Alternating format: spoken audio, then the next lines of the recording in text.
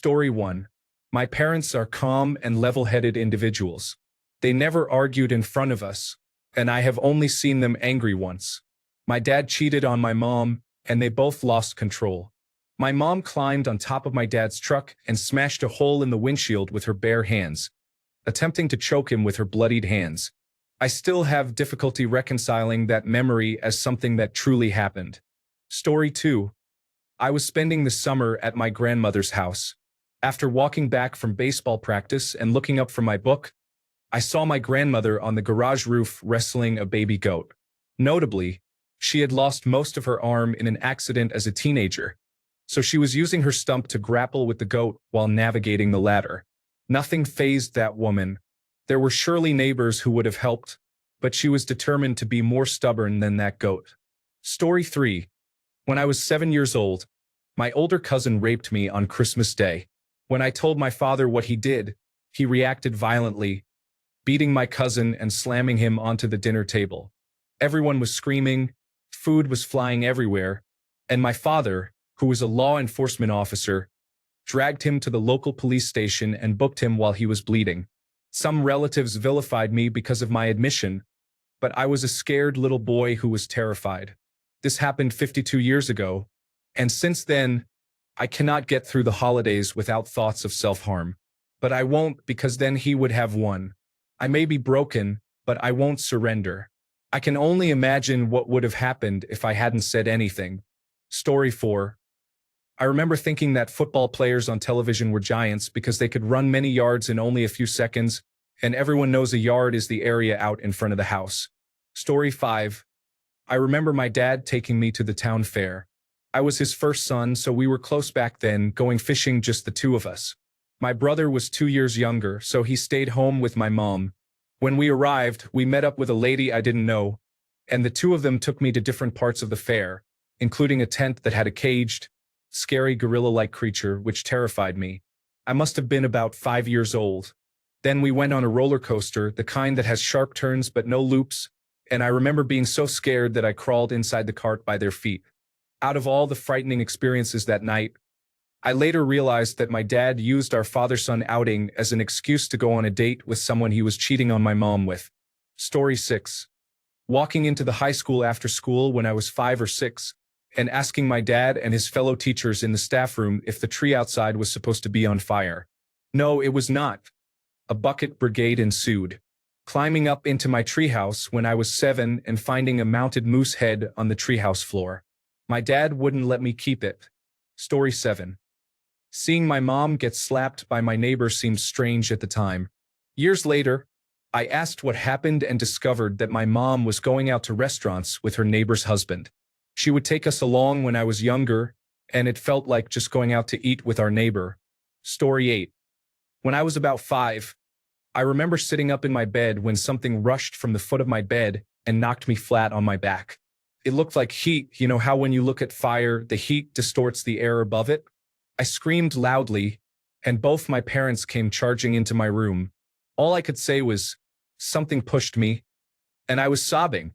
My parents assumed it must have been the cat, and that was the end of it. I don't know if I believe in ghosts, and I'm not sure if my 5-year-old brain was playing tricks on me, but I distinctly remember being knocked over, and it definitely wasn't the cat. Story 9. My mom was insecure and jealous. I don't know why. She was beautiful. She's my mom. I love her. But it was difficult. I always thought she might have untreated mental illness, possibly including post-traumatic stress disorder. She would become very jealous when her partner looked at other women, even on television. I was 5 or 6. We were watching a show, and I'm pretty sure it was one of those "Look at Me Now" or "Now I'm Hot" episodes. There was a pretty lady on the show, and my mom absolutely lost her composure and reacted strongly to her boyfriend for watching it. It culminated in her stabbing him in the leg with a fork. I remember it quite vividly. Growing up around this kind of behavior affected me, as I probably don't react strongly enough. Story 10. A classmate was taken away by unidentified individuals. I knew a really smart kid in 5th grade. Let's call him Pat. Pat transferred to our school and took some placement tests to determine if his previous school had adequately prepared him for 5th grade. He excelled in math. Mr. Fusco, the teacher, kept giving him increasingly difficult tests. By the end, he was performing at a college-level calculus and had never received instruction in it, according to the two teachers I overheard discussing the matter. About a week later, a dark sedan parked in front of the school, and two men in suits and sunglasses entered, spoke to Mr. Fusco, and he pointed Pat out. They invited him to leave with them, and we never saw Pat again. Story 11. Being in a car accident, I was so young that my memory might be inaccurate in some ways. I remember being in the front passenger seat, which my parents would not have allowed since I was too small, and being in a car that we had later which wasn't damaged in an accident. I know the actual crash occurred, but the details are all mixed up in my head. Story 12. My brother, my mom, and I were sitting in our car at night in front of an apartment complex. A naked man came out and started trying to get into our car, beating on the hood. My mom's boyfriend came out of the apartments and took the man away. Mom told me years later that he beat the man up. This happened in Los Angeles in the early 1970s. Story 13. When I was about 8, I remember helping my dad clean up his parents' graves in a very old cemetery on Halloween afternoon. For whatever reason, cleaning up the gravesite for All Saints' Day the next day was a tradition. In Louisiana, the graves are above ground. Most were made of cement, but a few really old ones were made of brick. I remember wandering through the cemetery and finding a brick grave that was crumbling around the bottom. The name on the grave had worn down, making it unreadable. I lay on the ground and stuck my head into the opening. I saw broken planks of wood and what I thought were bones. I felt so strange. I wasn't scared, but if I had known the word eerie at the time, it would have described my feelings. My dad called me and I had to go. On the drive home, I remember asking him many questions about what happens to buried bodies without telling him what I saw. I could tell he was unsettled, but he answered every question I asked. Story 14. When I was 9, I was at a friend's house who had several cats. I didn't know them all yet, but they had pictures of some around. I met one I had only seen in pictures while sleeping over, but she wouldn't let me touch her and went under the bed. When I went to see where she went, she was gone. I asked my friend about it the next day, and she said I must have been dreaming because that cat had been dead for 4 years. I wasn't asleep. I had just come back from the bathroom and stubbed my toe hard on a desk, so I was very awake. Could it have been a ghost cat? Story 15. My earliest memory is quite unusual. I was around 4 years old, which is over 50 years ago, and I was stung by a wasp in rural Oklahoma at a motorcycle race. It turned out that I was allergic, and I spent the night in the hospital. I recall coming to in my parents' friend's 1970 Charger and seeing the telephone poles flying by at a high rate of speed. I remember waking up in the middle of the night and noticing that my dad was the one there with me, thinking it was odd that my mom wasn't present. I also remember all the female nurses fawning over me on the way to being discharged. Story 16. I had beds with drawers underneath that contained another bed. I vividly remember what I believe was a homeless man, dressed in gray, with long clothes and an unshaven beard, sleeping there. I can even recall the smell. I shared my room with my older sister while my parents slept in another room. I remember the man talking with my parents, but I do not recall his voice or the details of their conversation. My mom, dad, and older sister say they have no idea what I am talking about. Story 17. My grandfather fell asleep in the car after parking, and my grandmother became very upset with him when he came inside. I remember them fighting, and then I remember her trying to stab him with a screwdriver. This was Christmas Eve. He was telling her to stop because I was in the doorway, crying, and eventually she did stop. Then she sent me to my mother's house and told her they had gotten into a fight. But all that happened was she chased him around. I was 5. I told my mom about that as an adult and she was horrified. Sometimes I wonder if that was a dream or reality, but I'm pretty sure it wasn't since my mom had heard about it a little. Story 18. I have a vivid memory of visiting a family friend's farm when I was 3 or 4 years old. I remember the big red barn and petting the farm dog, a chocolate lab. Most importantly, I recall my brother falling out of a tree and hitting the ground but bouncing back up as if nothing had happened. The strange thing is that my family insists I was never there. My mom, my brothers, and the friends who owned the farm. They all tell me I wasn't there, while I firmly believe I was. I'm unsure if everyone is gaslighting me, or if I experienced a strange psychic dream of the events that took place. Story 19. One time, my friend and I took a crab from the beach because we caught it and decided it would make a good pet. We knew no adult would agree, so we hid it in her shoe and brought it home. We placed it in the fish tank. Poor crab. Story 20. I remember when my mother and I saw an unidentified flying object. It has been a long time since we discussed it, and since she has passed away, I can no longer verify the details. We spoke about the sighting once when I was a child, and my memory aligns closely with her description. I was younger than 3 years old, sitting in a stroller that my mother was pushing, when I saw something with lights hovering directly above us. Now I am 55 years old. Story 21. My friend thought the Second World War was fought in black and white because war films at the time were filmed in that style. Story 22. It was the 4th of July.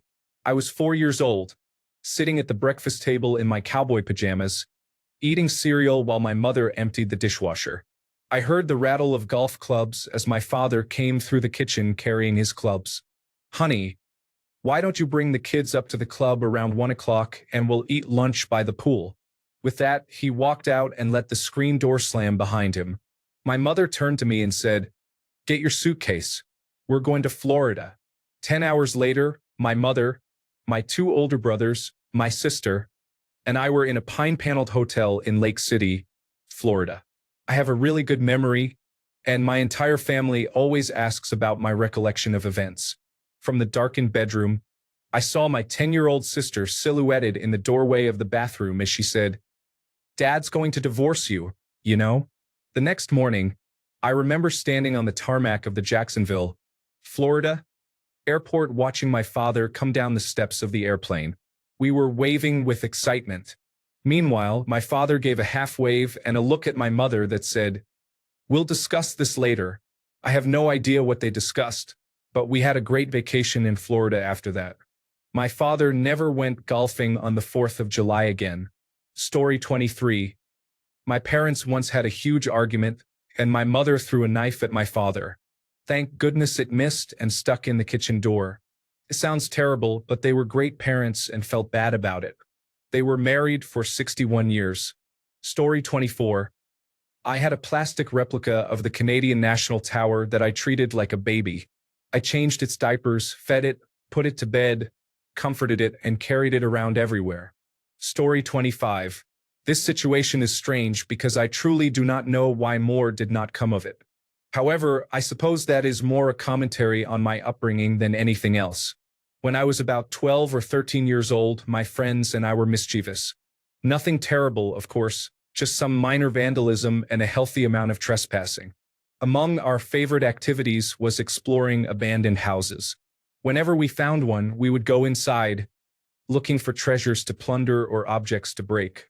The former almost never occurred, and the latter mostly amounted to us shattering old beer bottles on a wall. Every now and then, we would surprise a homeless person and go running for the hills. Overall, we often left with a good story and, at the very least, a good laugh. At one point, we found a house a little farther off the beaten path. It was a 3-story brownstone, with all entrances from the first floor boarded up. Being the persistent little miscreants we weren't going to let a little inconvenience like that stop us from having fun. So, naturally, my friend John stood on my shoulders to pull down the fire escape ladder. We then all made our way up the ladder and were able to wedge open a window on the second floor. The second floor was nothing special. Some old furniture and an even coating of dust and rat droppings. The accompanying smell of urine and age permeated the air. Jesse and I rummaged through the kitchen while John and another friend made their way upstairs. Some time passed, and then John came clambering down the stairs, exclaiming that we must see what he found. He was holding an old leather purse. That alone was kind of neat, but then he opened it to reveal 5 compact pistols, 3.25 caliber Lady Colts and 2.22 caliber revolvers. Accompanying them were ammunition and extra clips for the Lady Colts. At that point in my life, I knew nothing about firearms, and my heart immediately dropped into my stomach in fear over what we had just stumbled upon. Jesse, who knew a thing or two, immediately seized the bag and began checking the guns to ensure they were unloaded. We then debated what to do next. I suggested we should just leave, but paranoia had set in, and we were all concerned that the guns could somehow be traced back to us. We sure as hell couldn't tell our parents. They would never let us out of their sight again. Calling the police wasn't an option since we had just broken into a house. We went back and forth and eventually settled on giving the guns to someone who would know what to do but wouldn't tell our parents. Jesse's grandmother. So we were now 4 kids biking down a city street with a purse full of mystery guns, making our way to an 85-year-old woman's house. John and the other kid peeled off, as they thought she would tell our parents and no longer wanted to be involved. When we arrived, she greeted us warmly as ever. We promptly broke down, told her the whole story, and begged for mercy. Confused by the situation, she asked to see the purse. Similar to Jesse, she went through it, making sure none of the weapons were loaded while listening to our story again. She then sternly asked if that was exactly how we came into possession of the bag, and we affirmed that it was. She made us some food to take home and ushered us out of the house. That was the last time I saw those guns or heard them mentioned by anyone other than our group of friends. Even within our group, we knew this was an incredibly messed up situation. We rarely mentioned it amongst ourselves, and I had almost forgotten about the whole thing until something recently jogged my memory. I do not know what she did with them, but I know my parents never found out. Story 26. Back in elementary school, there was a kid who picked his nose and shared his booger all over the class. Everyone was obviously disgusted, but what he did next was put it on his sandwich and treat it like a cherry on top. This memory has always been at the back of my mind since I witnessed it happen. Story 27. I barely remember this, and I don't know if it counts as weird. When I was about 3 or 4, my family and I went to a plaza in Tijuana. While a clown was entertaining children, I noticed a stray dog in the area. For some reason, I waddled up to it and hugged it tightly until my mom told me to back away. Honestly, this might explain my passion for animals now. Story 28. A baby died, and there were aerial shots of the funeral home on the news. My mom drank at the time, but I don't know if she had been drinking since it was around 4 or 5 o'clock. I was maybe 7 years old. My mom was very emotional about it. I remember they showed the casket and it was tiny and white. Then my mom decided that was the moment to explain menstruation to me, for whatever reason. After that, my day continued as normal. Story 29.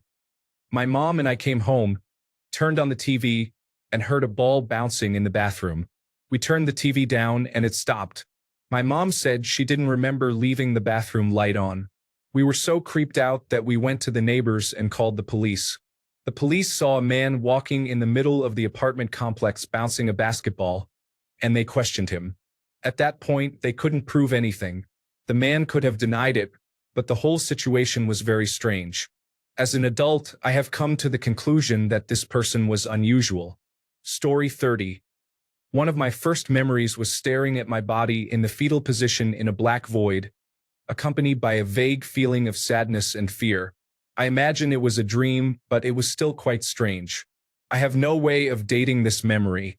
The earliest dated memory I have is my sister being mean to me by pointing out that my favorite toy car was not allowed for children aged 2 to 3 years, and I was only 2 at the time, so she took it from me and I cried. Another memory involves waking up from a scary dream, the details of which I don't remember. When I woke up, I saw lots of tiny, unidentified flying objects with similarly tiny aliens floating all over my room. I ran to my parents' room and slept in their bed that night. Lastly, I remember being at a friend's house and seeing a white glowing ball bounce out of a bush, bounce twice, and then go back into the bush. I assumed the nonsensical memories were dreams, but they were still quite strange. I often had vivid experiences as a child, including seeing my imaginary friends, for example. Story 31. When I was 4 years old, I had a dream where I was in a toy shop with my mother. She suddenly disappeared, so I went to look for her. Instead, I stumbled upon a giant SpongeBob. I asked him where my mom was, and he told me that he had killed her and that I was coming with him. The dream ended there. I was so afraid of SpongeBob after that. I would cry and panic every time I saw him for the next 10 years. Story 32. When I was a girl, I met a friend who was 13 and I was about 9. I don't remember his face, only that he had curlers. We went to a family camp together and visited his house once. However, I never saw him again, nor do I remember anything else about him. Story 33. My teacher in 2nd grade made my classmate and me kiss ourselves on the cheeks because he had stolen my multicolored pencil. Until now, I don't know why she made us do that, but it was awkward. Story 34. I was probably 5 or 6, and my mom was holding my legs while the doctor performed a vaginal swab. I grew up in an abusive and dysfunctional family. Story 35. My friend experienced a traumatic event at a young age. 3 of us were sleeping over at another friend's house when his dad picked up my friend. Story 36. I have a vivid memory of the sky turning red when I was about 4 or 5 years old. I even remember my mom telling me to come inside, but for some reason, I was standing outside looking up at the sky as it began to turn a red color, and red dust started falling from above. Story 37. My 5th grade teacher assigned us an egg to take care of for a week as homework. We had a pencil box for its home, along with a little pillow and blanket that we had to make for our baby eggs. We needed to give the eggs names and pretend they were real babies. If our egg cracked, we would fail the assignment. Thanks a bunch for sticking around till the end of the video. Remember to subscribe, and until next time, stay awesome and goodbye.